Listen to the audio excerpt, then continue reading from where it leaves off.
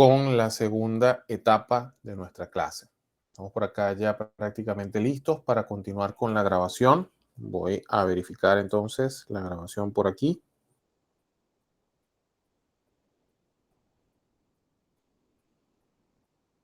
Muy bien. Bueno, iniciamos entonces la grabación. Vamos a continuar. Vamos a hacer un repaso breve de lo que hemos venido diciendo. Hemos estado hablando de los documentos que típicamente manejamos en ingeniería. Hablamos de memorias de cálculo, hablamos de hojas de datos, hablamos de especificaciones de equipos, hablamos también, en este caso, de paquetes de contratación y hablamos de especificaciones. Las especificaciones a veces cuestan un poquito, pues que las personas las entiendan, porque realmente son un documento propio de cuando son equipos muy grandes, de alta tecnología o complejos, porque pues si vas a comprar algo simple, si eres una empresa pequeña o una empresa que compra cosas, si se quiere, material de ferretería o cosas que son bastante sencillas, tal vez no se necesita toda esta formalidad. Pero la intención de este curso es ubicarnos en proyectos de gran envergadura y que ustedes tengan idea de que no todo se hace de forma directa, sino que hay que seguir una serie de pasos. Bien, vamos a continuar entonces con lo que tenemos. Ajá.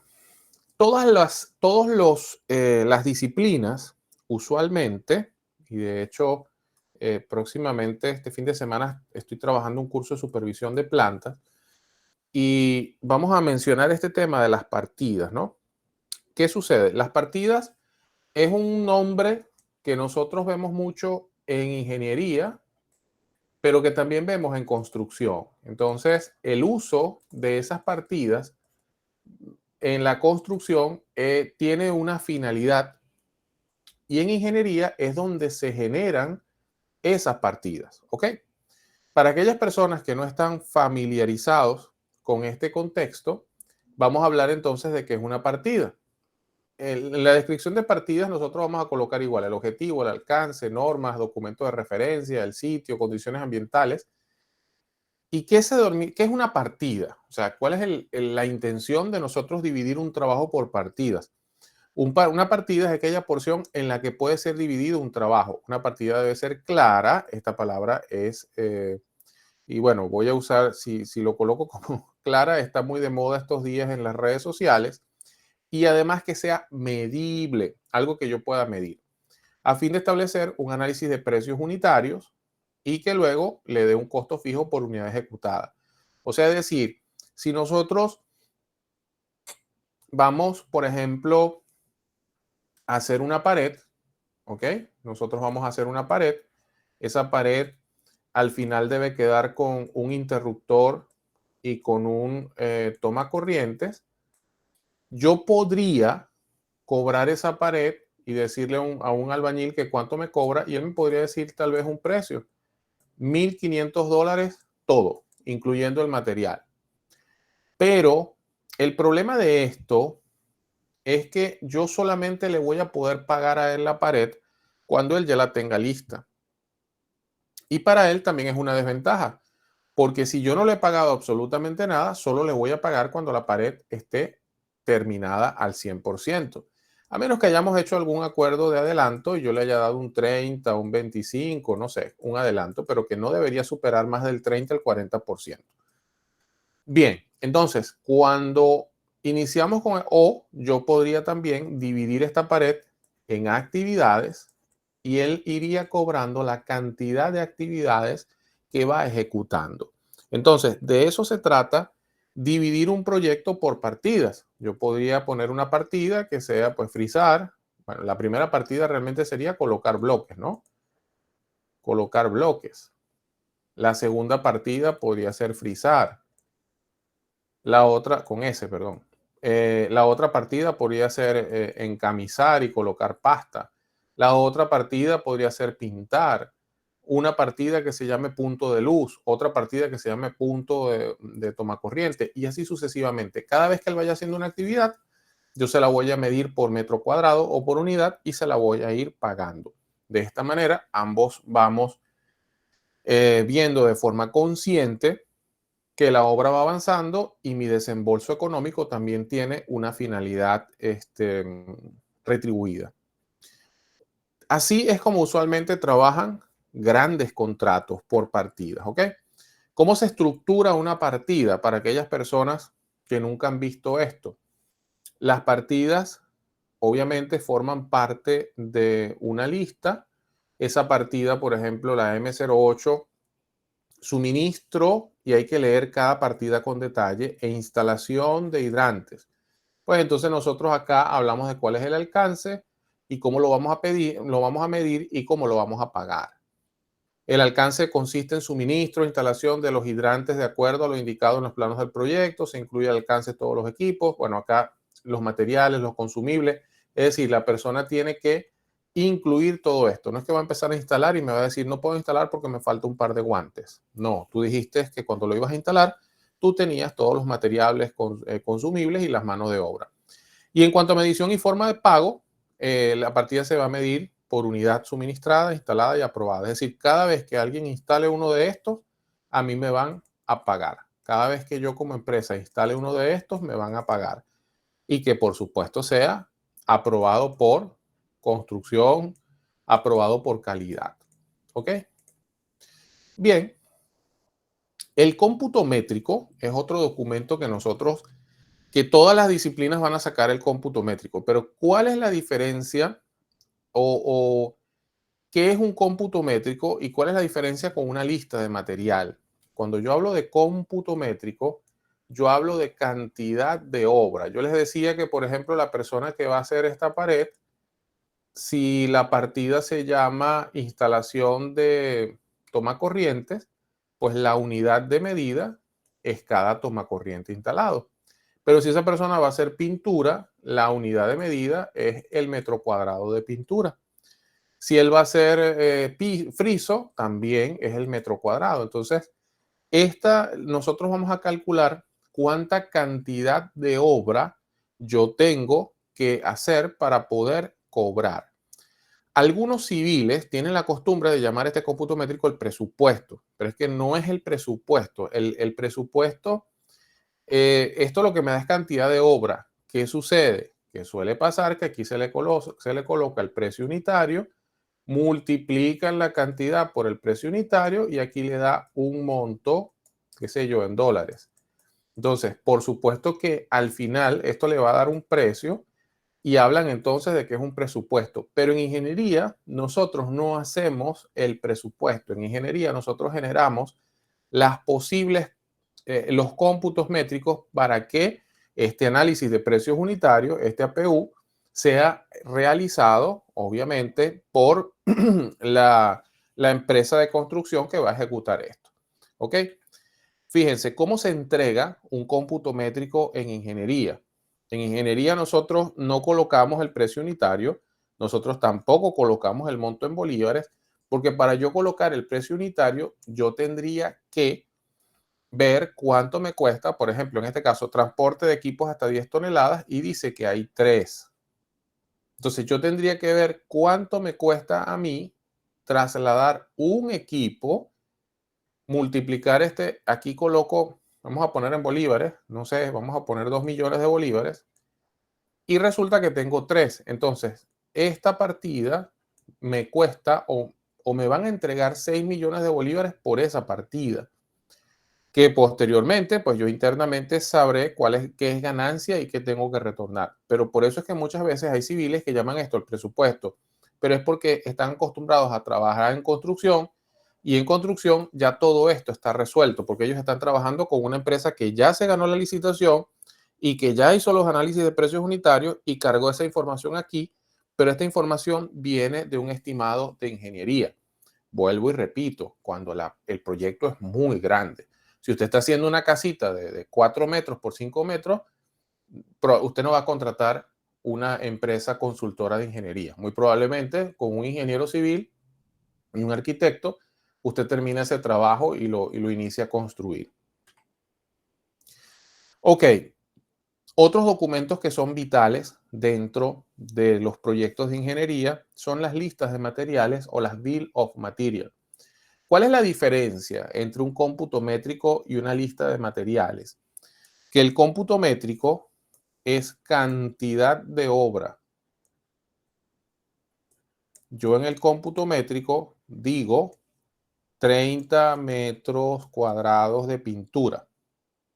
En la lista de materiales, yo debo saber cuánto material debo comprar para lograr esos 30 metros. Entonces diré, si esto es pintura, 10 latas de pintura, 8 rodillos, no sé, lo que pueda, 15, 5 brochas.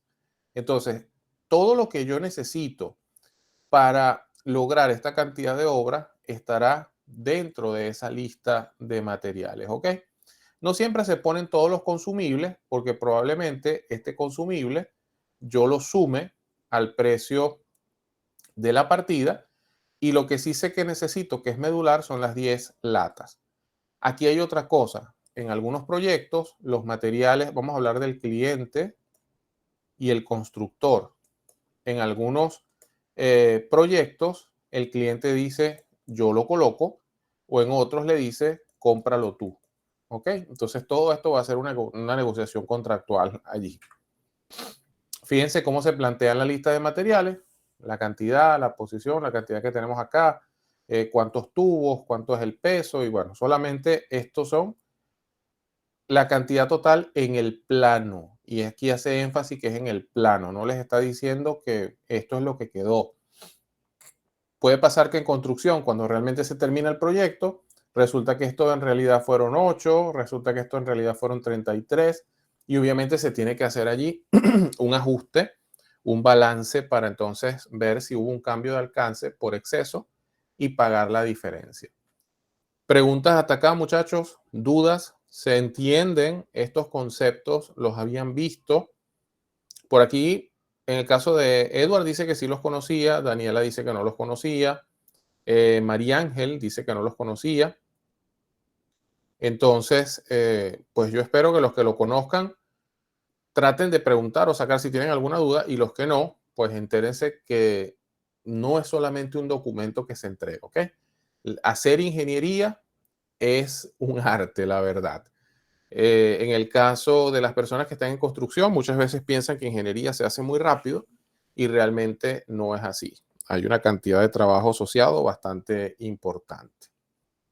Las listas de materiales también, desde el punto de vista de control, usualmente se muestran como estas, pero esto es más que todo para fabricación, para piezas mecánicas, que no es la que normalmente nosotros trabajamos aquí. Un ejemplo de lista de materiales es esta. En este caso, esto es un sistema contra incendio. Necesito tanto acero al carbono, necesito tanto diámetro de esto, tanto diámetro de esto, tanto diámetro de esto. Y acá están las cantidades, ¿ok? De esos tubos de X diámetro. Ok, ajá.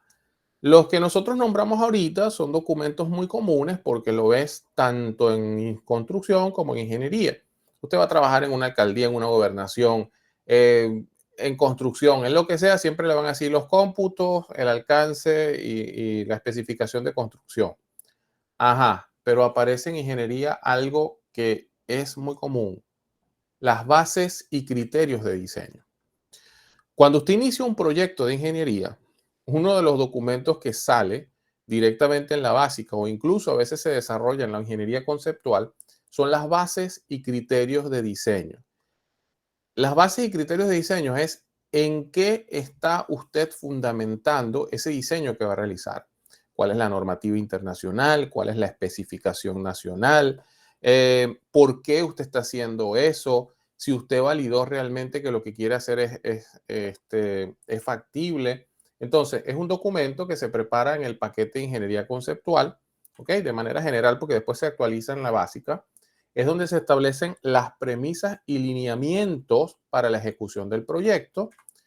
También se establecen los lineamientos a seguir en el desarrollo de la ingeniería con la finalidad de generar documentos consistentes con las pautas de diseño acordadas o suministradas por el cliente. Por ejemplo, yo estoy en Perú y alguien de acá de Venezuela se va a Perú a trabajar y por alguna razón conoce las normas Covenin. Pues como venezolano tienes arraigada la norma Covenin para trabajar. Y resulta que vas a hacer un cálculo en Perú y utilizas una ecuación de la norma Covenin. Primero, está incorrecto por todas partes. Covenin tiene solamente jurisdicción, por llamarlo de alguna manera, o impacta solamente sobre el contexto venezolano.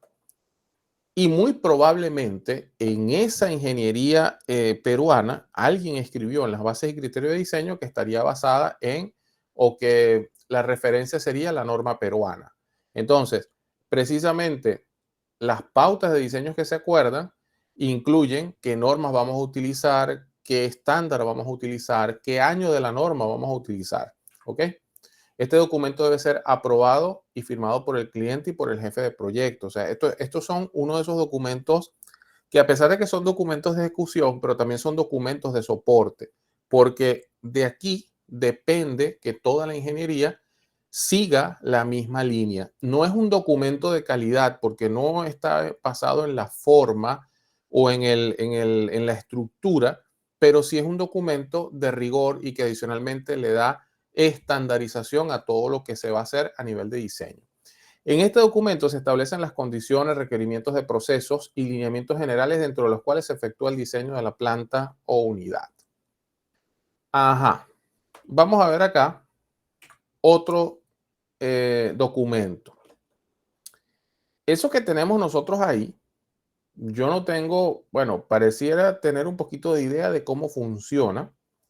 Pareciera que si yo, no sé, si muevo la pinza o si quito la pinza, pareciera que el bracito se levanta o no sé si es que tengo que tirar de la cuerda para que entonces el bracito se levante, pero no tiene mucho sentido la pinza que está allí y pareciera que la finalidad es que la pelota caiga en aquella lata de conserva.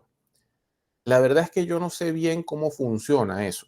El que hizo el proyecto no, claramente sus dibujos no fueron muy específicos. Entonces, seguramente eso tiene algunos antecedentes. A lo mejor eso fue un diseño previo o se está tratando de mejorar un diseño. Hay una justificación para hacerlo. A lo mejor es una competencia escolar, a lo mejor es un requerimiento de un cliente, a lo mejor no lo sé. Hay una justificación y por esa razón se hace ese prototipo o ese diseño.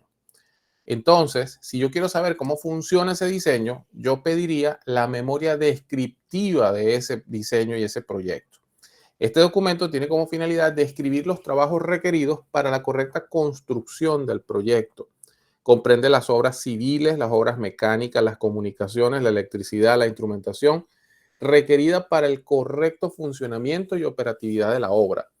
Y ustedes podrían decir, bueno, pero si yo estoy haciendo un edificio, ¿cómo yo voy a terminar o por qué yo necesito tener un manual del edificio? Pues resulta que sí. Hay edificios, yo creo que se los comenté acá, hay edificios que llaman edificios verdes. ¿Ok? Edificios verdes. Y esos edificios, en algunos casos, buscan tener una certificación que, si mi memoria no falla, se llama así, certificación LEED. Es una certificación ecológica. Entonces, cuando se hace un edificio verde, esos edificios, los materiales tratan de ser lo más ecológico posible. A lo mejor no hay aire acondicionado, sino que en este edificio nosotros lo que tenemos son grandes ventanales. Y bueno, hay una cantidad de premisas que si yo le entrego a alguien esos planos y no es especialista en edificios verdes, le va a parecer una locura. Entonces, la memoria descriptiva acompaña a los planos para entonces entender realmente cuál es la obra. Adicionalmente, la memoria descriptiva es un documento que tienden a revisar las alcaldías, las gobernaciones, porque si yo voy a crear un edificio verde en el medio de la ciudad y la alcaldía tiene que dar toda la permisología, pues en alguna parte se debe compilar toda la información del proceso y no le vamos a enviar la lista, los cómputos, la especificación, las hojas de datos. No, eso no le interesa al ente gubernamental. el ente gubernamental quiere saber cuáles son las características de ese edificio, por qué lo están haciendo, qué dimensiones tiene. Entonces la memoria descriptiva es un poco ese resumen entre comillas, porque es un documento bastante extenso, ya que compila toda la información, pero evidentemente es mucho, a pesar de ser extenso, tiene mucha menor cantidad de información que la que pudiera tener la suma de todos los documentos del proyecto. ¿Ok? Entonces, bajo ese contexto, estas son las memorias descriptivas. ¿Se entiende el concepto, queridos colegas, de lo que es una memoria descriptiva? Sí, Si alguien, perfectamente. perfecto, ok. Si alguien no lo había visto, pues de verdad que con muchísimo gusto lo comentamos acerca de ella. ¿Ok? Ajá. Hasta ahora, nosotros hemos estado mencionando documentos, pero de hace un tiempo para acá, las consultoras, o sea, las consultoras siempre han generado planos, pero hay otra cosa que actualmente generan las consultoras y son maquetas 3D, o estos son también conocidos como 3D Model. Hace mucho tiempo se hacían lo que se conocían como maquetas plásticas. Si nosotros vamos todavía a algunas instalaciones de petróleo de Venezuela, podemos ver en exhibición las maquetas plásticas de algunas instalaciones emblemáticas en Venezuela. De hecho, el edificio, no sé si lo tiene todavía, pero el edificio sede de PDVSA Guaraguao tenía la maqueta plástica de la refinería. Por supuesto, en su versión original, no con todas estas instalaciones que se le han sumado ahora como bueno, Valcor, PDU, Macotal, todas estas otras obras que están haciendo allí. Bien, entonces, si yo voy a presentar como producto dentro de mi proyecto de ingeniería maquetas 3D, yo también debo controlar la calidad de las maquetas 3D. Una maqueta 3D o una maqueta arquitectónica es una representación física reducida de una edificación, un proyecto urbano o una parte. O sea, este es el concepto de maqueta, ¿ok? Cuando nosotros buscamos en qué software nosotros vamos a hacer la maqueta, empiezan acá a salir nombres que tal vez se nos hacen común, como por ejemplo Revit, si yo estoy trabajando con edificaciones. Ajá. ¿Y cómo se controla la calidad en un software? Esa es otra de las cosas que también nosotros tenemos que ver. Si yo estoy utilizando AutoCAD, ¿cómo controlan la calidad? Resulta que cuando, yo voy a ver, creo que tengo AutoCAD abierto acá. Déjame ver si recuerdo. eh, a ver, por aquí creo que está AutoCAD. Cuando nosotros, ok, cuando nosotros abrimos AutoCAD, casi todo el mundo, pregunto, vamos a hacer así un sí, un no, un sí, un no. Todos los que están en este curso manejan AutoCAD, habían abierto AutoCAD. María Ángel dice que sí, José dice que sí, Francisco, oye, genial, todos manejan AutoCAD, es una maravilla, todo el mundo sabe de lo que estamos hablando, lo que vamos a hablar.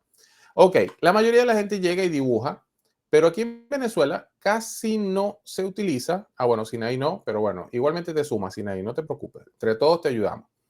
Eh, Resulta que acá no es muy común que nosotros usemos esto que se llama audit y adicionalmente cuando nosotros creamos un documento nuevo, por aquí hay algo, bueno, aparece que se llaman estándares. Todos nosotros usualmente usamos o creamos un dibujo, un DWG. Cuando mucho, creamos una plantilla, una DWT, pero lo que pocas veces creamos es un estándar. En otros países no se acostumbra a hacer así, o en empresas de otra envergadura no se acostumbra a hacer así. ¿Qué es un DWS, un estándar? Esto es una cantidad de data que se carga cuando nosotros iniciamos el programa para que cuando tú inicies a trabajar ya te lleves los estilos que son, las cotas que son y cada persona no esté inventando y colocando el estilo que quiere colocar. ¿Ok? Entonces, Estos programas están diseñados también para mantener la calidad dentro de su flujo de trabajo. Puede ser que cuando yo voy a iniciar a trabajar, ya a mí me entreguen de una vez el estándar sobre el cual yo voy a realizar el dibujo. Entonces, solamente como información, pueden revisar acerca de estos DWS y van a ver información adicional. Esto, lo que les mostraba ahorita, no, este audit no es para auditar, sino que este audit realmente, lo que nos da a nosotros, esto es para la integridad del dibujo. No lo tengo a mano por acá, pero sí hay unas características que son particulares. A ver si esto me permite bajarlo. Hay unas características que son particulares para lo que es el control de la calidad dentro del AutoCAD como tal. Entonces, en programas como estos que les acabo de mencionar, como Revit, también existen estilos. Eh, por ejemplo, está este que se llama Factory Design Suite. Este programa también es de Autodesk y nosotros debemos revisar cantidades, debemos revisar si realmente está configurado para que den las salidas que son. CADWorks Plan es otro programa que también les comentaba que nos sirve para modelar 3D.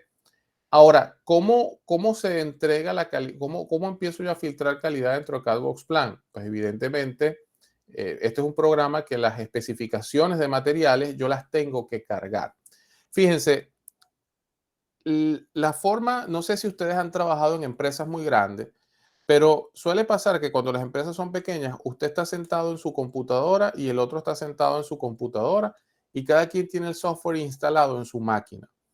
Cuando usted está trabajando en empresas grandes, transnacionales, que tienen servidores, usualmente todas las computadoras están conectadas a un servidor. Y no es que están conectadas a un servidor solamente la red, sino que las licencias están conectadas a la red.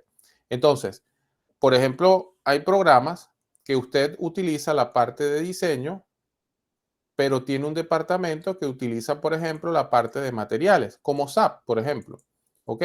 Entonces, cuando usted va a llamar los materiales, el programa no utilice usted su lista de materiales, llame directamente al módulo de materiales que otro departamento está cargando. Entonces, este proceso de controlar la calidad ya en productos gráficos también tiene su esencia. O sea, lo que quiero es que vean que el control de la calidad no solamente se hace sobre el documento en proyectos de ingeniería, sino que también se hace sobre la plataforma que genera los productos gráficos y se hace obviamente también sobre el producto gráfico final, pero tanto como en el que crea como el producto generado final. ¿Ok? AutoCAD Plan 3D es otro software que también utilizamos para esto.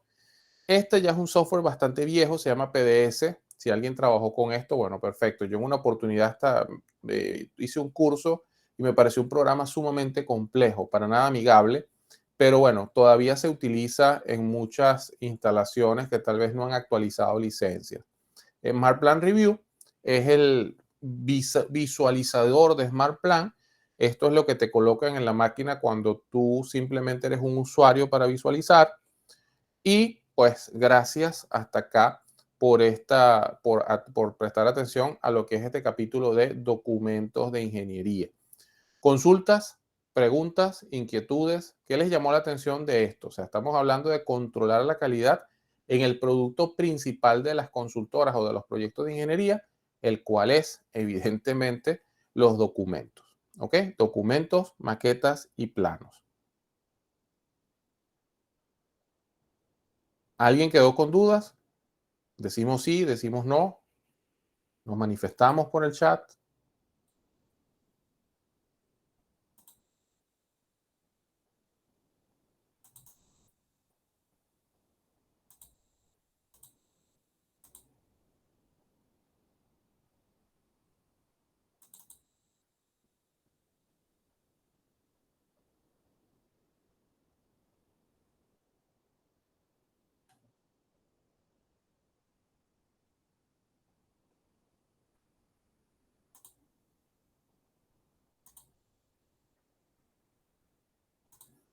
Ok. Bueno, una duda o mejor verificación. todos los acuerdos de criterios, programas, condiciones de ingeniería se plasman totalmente en la base y criterios de diseño. En ese documento completo nos describe Mm, todo este contenido de programas, maquetas 3D. no es en ese documento. Las bases y criterios de diseño van más hacia, por ejemplo, vas a utilizar planos y los planos se van a utilizar en Smart Plan 3D. Eso va en el plan de la calidad, ¿ok? Hay un Ok, documento, cuando nosotros, voy a aprovechar acá también de contar un poquito esta historia, ¿no? Cuando nosotros, ¿cómo nace un proyecto? O sea, un proyecto nace cuando existen documentos, hay un documento, vamos a hablar en el caso, por ejemplo, de Petróleo de Venezuela, pero cada país le da un nombre específico. Pero lo cierto es que cuando un proyecto nace es porque del lado del cliente ya visualizaron que eso es factible, ¿ok? Que eso se necesita hacer. Entonces, aquí se acostumbra a llamar DSD, que esto es un documento soporte de decisión. Es decir, necesitamos el proyecto. Entonces, ya una vez que dicen necesitamos el proyecto, entonces lo que se solicita es hacer un DCO. Esto es lo que se conoce como documento soporte de oferta. Aquí es donde el cliente nos dice a nosotros, mira, yo voy a construir una planta así, así, asado. Esto es una ingeniería que debería no pasar de 6 meses, donde necesito que tengas perfiles de tipo P7, P8, que seas una empresa que tiene Smart Plan, que tiene licencias para AutoCAD. Aquí se especifica todo lo que yo como cliente necesito que tenga la otra persona como empresa. La empresa va a calificar y dice, sí, yo tengo todo eso. Evidentemente, cuando a la empresa le dan la buena pro, es porque ya pasó por un proceso de licitación. Ahora, esa empresa probablemente se adapta a todo lo que está en el DCO, pero puede ser que haya algo que el DCO no especifica y como por ejemplo mi control documental. A lo mejor en el DCO no se dice cómo el control documental va a ser llevado a cabo. Entonces, yo podría como empresa llevarlo con Excel o puedo tener, por ejemplo, Lotus Notes, por llamarlo Lotus Note DB. Esto es para base de datos. Entonces, a lo mejor yo utilizo esto y en el plan de la calidad es donde se aprueban los software y todas las tecnologías y las herramientas, calidad, que se van a utilizar allí en ese proyecto. ¿Ok? A nivel de herramientas, a nivel de infraestructura, a nivel de software, eso se dice en el plan de la calidad. Porque si yo quiero auditar, puede ser que tú me digas, mira, o yo te diga, vamos a utilizar AutoCAD 2018. Tú acá dijiste simplemente en el DCO que necesitabas que yo tuviera AutoCAD, pero yo tengo licencia de AutoCAD 2018. Y vienes tú y me dices, no, yo tengo 2023, yo necesito que tú me presentes los planos en 2023. O simplemente, bueno, tú no lo tienes, pero me interesa que seas tú. Entonces vamos a acordar en este documento que se va a trabajar mínimo con versión 2018. Ojo, esto es a nivel de infraestructura. ¿Qué pasa en las bases y criterios de diseño? Las bases y criterios de diseño van más al diseño per se. No es que lo voy a hacer con AutoCAD. Vamos a suponer que lo que voy a dibujar es un sistema de tuberías y un tanque y una bomba. En las bases y criterios de diseño no me importa con qué lo estoy dibujando, pero lo que sí debo decir es que esta bomba, por ejemplo, es de diseño API 610, para que no se me vayan a aparecer con una bomba Pedrollo o una bomba USA de estas bombas chinas que venden ahorita en la ferretería. Yo necesito que el tanque que vamos a diseñar sea un tanque bajo norma API 650. Ah, no es un tanque plástico azul de esos que venden en la ferretería. Entonces, las bases y criterios de diseño van más orientados hacia premisas de diseño. Por ejemplo, no, yo necesito que las bombas, todas las bombas sean una bomba principal y una bomba en SPER. Yo necesito que todos los instrumentos que vayamos a colocar sean de, no sé, de una tolerancia mínima o de una sensibilidad o de un span mínimo de tal rango. Yo necesito que todos los cables sean de calibre tanto. Entonces, las bases y criterios y diseño es un documento que o se saca por separado o se saca unificado. Yo prefiero que sea separado porque es mucho más fácil tú ver cuáles son las bases y criterios de mecánica, cuáles son las bases y criterios de diseño de civil y así sucesivamente. Pero hay clientes que te piden, no, yo quiero una base y criterio de diseño consolidado porque para ellos es más fácil manipular un solo documento. Entonces ahí pues simplemente se integran todas las disciplinas y cada quien hace su aporte a la parte civil, a la parte mecánica. Pero no sé si lo ves más claro de la diferencia entre lo que es o sea, ¿qué es lo que realmente se coloca en las bases y criterios de diseño? ¿Sí se ve? Sí, sí, perfecto. Entonces, cuando hablamos de plan de la calidad, ¿entraría en lo que nombramos primeramente como documentos de control o tampoco? Sí, el plan de la calidad es un documento de control. El plan de la calidad es un documento general, un documento que te permite auditar que el proyecto se está realizando de manera, de manera correcta. ¿Ok? Entonces, realmente esa es la finalidad del plan de la calidad. Yo les comentaba ayer que no quería, pues evidentemente hay información allí un poco confidencial y quería primero revisar con más detalle antes de pasárselo, pero el plan de la calidad, evidentemente sí tiene toda esta información. A ver que ahora lo estoy buscando porque quiero mostrarte, ahora que salió la pregunta acá al aire, quiero mostrarte, por ejemplo, algunos, vamos a ver, quiero mostrarte algunos detalles específicos que hay aquí y cómo lo redactan, ¿no? Vamos a ver. Por ejemplo, yo tengo rayado algunas cosas en amarillos porque, primero, ¿cuáles son los documentos a ser desarrollados? Ajá. Yo debo decir en este plan de la calidad, fíjate, dentro del plan de la calidad están las bases y criterios de diseño. Adicionalmente, después que listo todos estos equipos por acá, voy a buscar otras cosas que he rayado en amarillo.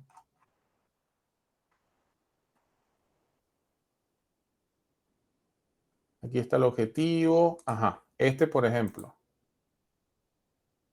Bases de datos. La base de datos DDB es electrónica, está basada en Lotus Notes y permite almacenar y monitorear cada uno de los documentos.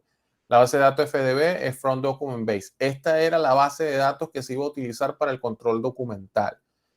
Entonces, ¿qué pasa? Que a veces te encuentras con un cliente que a lo mejor no está tan tecnificado como tú y esto no te lo compra. Entonces, todavía quiere que tú le mandes un motorizado con los documentos impresos todos los viernes a las 8 de la mañana.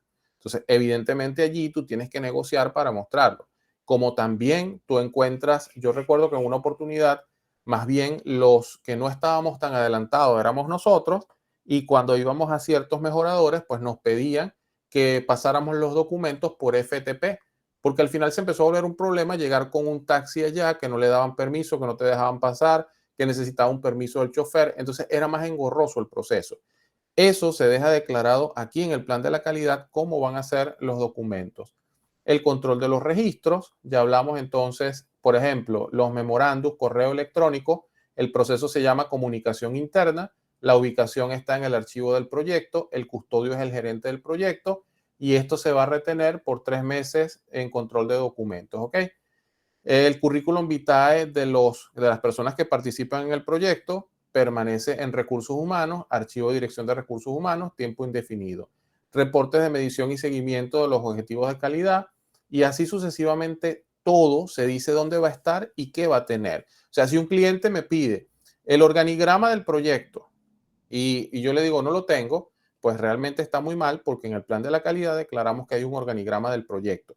Yo quiero el currículum de las personas que trabajan en este proyecto y me dan un currículum, yo puedo sin ningún inconveniente cotejar versus lo que me dijeron que iban a trabajar y entender que esa persona que está trabajando no estaba aprobada para el proyecto. Estos son documentos de seguimiento, como los que estábamos viendo ahorita, reportes de medición, lista maestra de documentos del proyecto, el plan de diseño y desarrollo del proyecto, criterios de diseño del proyecto, oferta de servicios debidamente aprobada y firmada. Porque, ¿qué sucede? Que esto es nuestra columna vertebral. Si yo dije que iba a hacer 5 planos y salieron 8, pues tu cliente me debes 3 planos. O yo me voy a parar cuando tenga 5 y voy a negociar contigo a ver si me das un plano adicional o los 3 planos adicionales, ¿ok? Entonces, todas esas cosas se imprimen o se incluyen dentro de este documento. Acá está la parte del software. Fíjate cómo se plantea la parte del software dentro del plan de la calidad. A ver.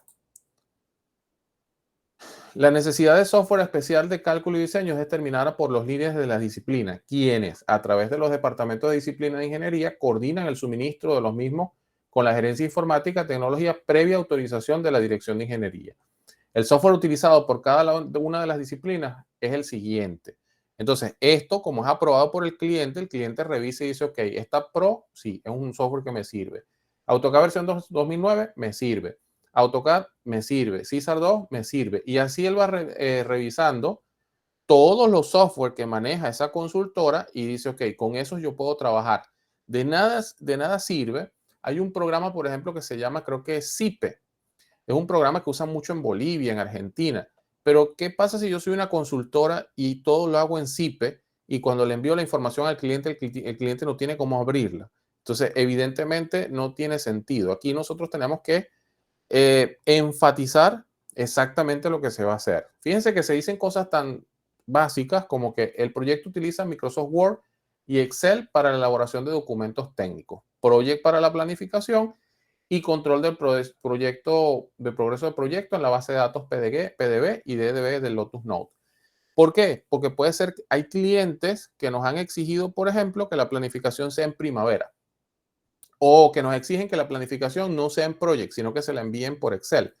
Entonces, son detalles que vamos encontrando a manera ya aquí tiene que estar acordado todo esto. Entonces, es interesante este documento porque toda la columna vertebral de lo que se hace allí, o a nivel de calidad y más allá de calidad, también a nivel de instrucciones y a nivel de acuerdos, está planteado en este documento. No sé si lo ves más claro ahora. Sí, perfectamente, perfectamente. Ok, perfecto. Y, Bueno, y el dígame. tema de documentos de control abarca otros documentos aparte de este, o es una unificación de todo en este documento. Mira, ¿qué es lo que pasa? Esto es un documento de control. Ajá, pero ¿a qué llamo yo también un documento de control? Déjame ver si los tengo acá, que los debería tener, porque eso deberíamos conversar nosotros el día de mañana. Así me cercioro que realmente lo tengo. Ok, vamos a ver, normas. Permíteme un momentito.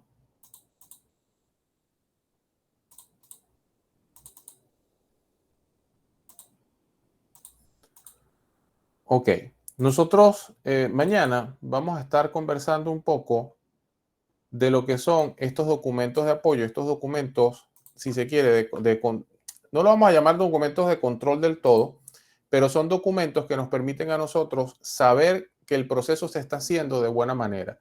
Un documento típico que nosotros podríamos llamar documento de control es esto, que son las listas de verificación. ¿Qué pasa en una empresa pequeña que no tiene un sistema de gestión de la calidad? Que yo contrato un recién graduado y le digo, haz una hoja de datos de bomba. Y la persona anda sufriendo, entregando esa hoja de datos de bomba, hace lo que puede, me la entrega y si yo estoy apurado, llega eso al cliente. ¿Cuál es el desenlace? Porque la hoja de datos está carente de mucha información. Entonces, ¿cuál es el procedimiento que acompaña o que debería ser en una consultora que tenga una buena práctica? Cuando esa persona realiza un documento, así sea una persona joven, recién graduada, tiene contra qué cotejar la acción que está haciendo. Entonces, esto es una lista de verificación, esto no es un documento particular del cliente, pero es un documento interno de la consultora que me permite que el control de la calidad se mantenga, que la calidad se mantenga y esto es una herramienta de control de calidad. Entonces, por ejemplo, una persona recién graduada termina un documento y quiere saber si lo hizo bien, pero no necesita alguien que se lo diga. Esta lista, que usualmente se coloca en la portada del documento, le hace preguntas como, ¿el título del documento es el correcto? Entonces la persona dirá, para ver, se lo puse. Si quiere saber si el documento tiene el título correcto, ¿qué hace? Se va a la lista maestra y se da cuenta, sí, se llama hoja de datos de cálculo de la bomba P3528. Empieza por ahí. ¿La numeración del documento es correcta? Me voy para el master list y reviso. Sí, tengo el código correcto. ¿Las revisiones están actualizadas y son las correctas? Sí, esto es revisión A. ¿El documento está firmado y las fechas indicadas están completas y correctas? Bueno, a mí no me toca, me toca firmarlo y la fecha sí, la fecha es la de hoy, está correcta. Entonces, empiezan a hacerse preguntas que no son necesariamente del diseño, sino que son más de la forma del documento. En este caso, se indica el número de bombas requeridas. Ya aquí empieza la parte técnica y, por supuesto, pues le permite, cuando la persona ha recorrido esta lista de verificación, que no solo la recorre él, sino que luego la debería recorrer su líder. Son dos personas no revisando a la ligera. O sea, no es lo mismo una persona revisando con un lapicero y de repente le mandan un mensaje de WhatsApp o lo llaman. Esa persona lo que va a hacer es marcar algunas cositas por ahí. Pero las listas de verificación son una guía para que tú hagas una corrección de forma mucho más acertada. A este tipo de documentos es lo que yo llamo documentos de soporte, que no son documentos a emitir para el cliente, pero son documentos que, digamos que de alguna manera, guían la gestión del proceso dentro de la consultora. ¿Sí se entiende mejor? Sí, perfectamente, perfectamente. Y se ve que estos documentos son sumamente útiles y mantienen correcto funcionamiento de las operaciones. Sí.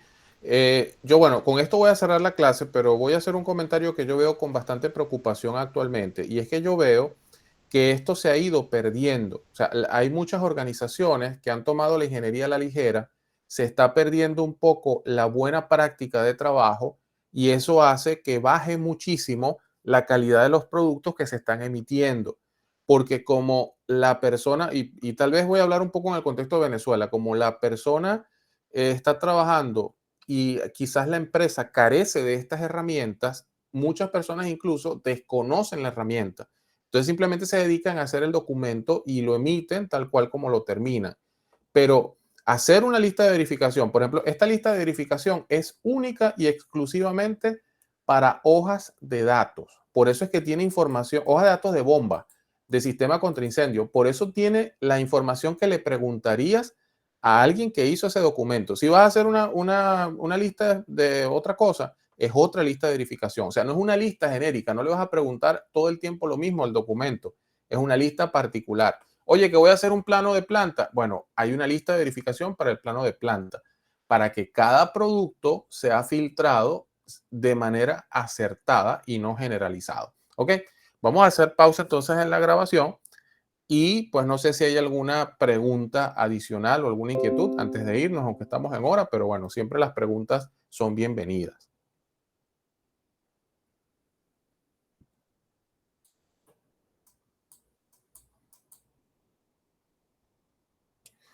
Ok, perfecto. Bueno, chicos, de verdad que como siempre, mi intención es que ustedes se lleven información valiosa, tratar de aportar un poquito a la carrera. Aquellos que tienen más experiencia, ojalá pueda aportar un poquito. Aquellos que tienen menos experiencia, pues ojalá pueda aportar bastante y que les sea, les permita de verdad abrir las puertas en el contexto laboral. Y de mi parte, pues entonces, Dios mediante, nos vemos el día de mañana. Para entonces, mañana sí vamos a conversar un poco más de estas herramientas.